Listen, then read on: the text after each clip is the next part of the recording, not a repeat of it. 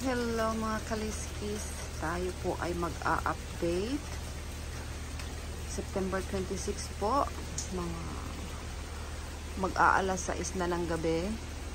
2 oras mula ngayon darating si Hurricane Helene at sana ay mananatiling nakatayo ang mga kahoy na to at walang babagsak dito sa bubong namin.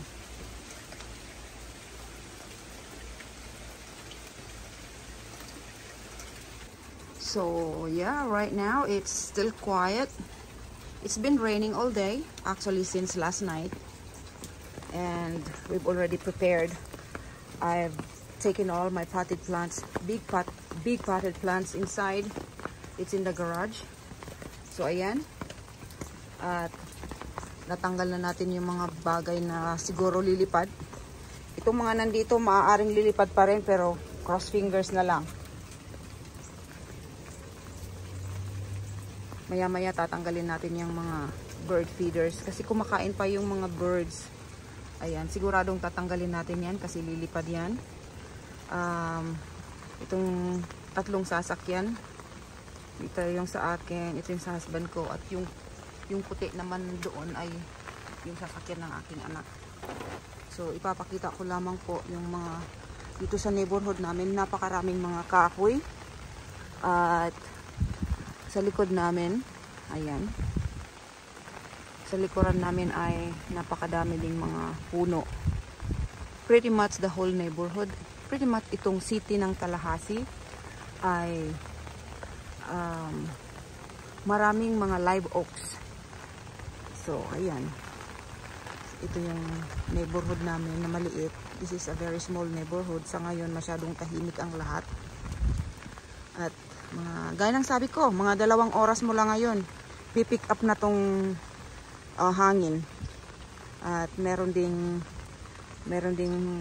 tornado watch at the same time. So, hopefully, tayo po ay magiging safe.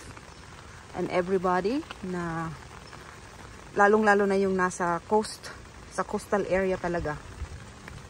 So, ito yung mga tanim natin. Hopefully, walang masisira. But, I doubt.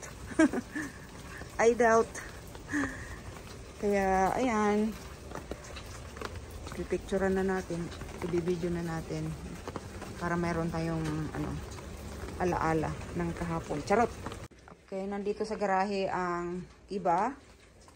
Lahat ng mga nakapots na malalaki para siguradong safety yung mga tanim natin at hindi masisira dahil sa lakas ng hangin.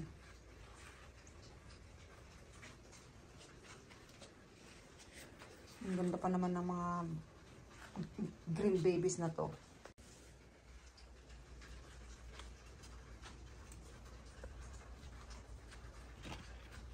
Ayan, safety sila dito sa garahe. Meron pa ngang space dito. Hindi ko na pinasok lahat kasi napagod na ako. Ito naman yung iba nating mga tanim na galing sa likod. Doon sila sa labas, sa likod. So, ipinasok natin sila para mas safety at hindi masisira ang kanilang mga dahon o hindi lilipad. Diba? Yan. Hindi dito sila.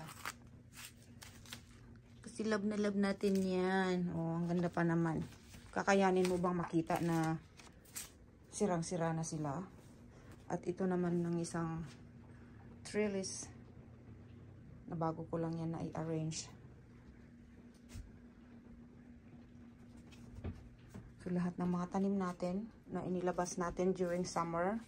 Anyway, plano ko naman talaga na unti-unti ko silang ibabalik dito sa loob dahil magwi-winter, fall pa lang, fall pa lang, pero medyo matagal-tagal pa naman mag-frost, kaya okay pa sila sa labas.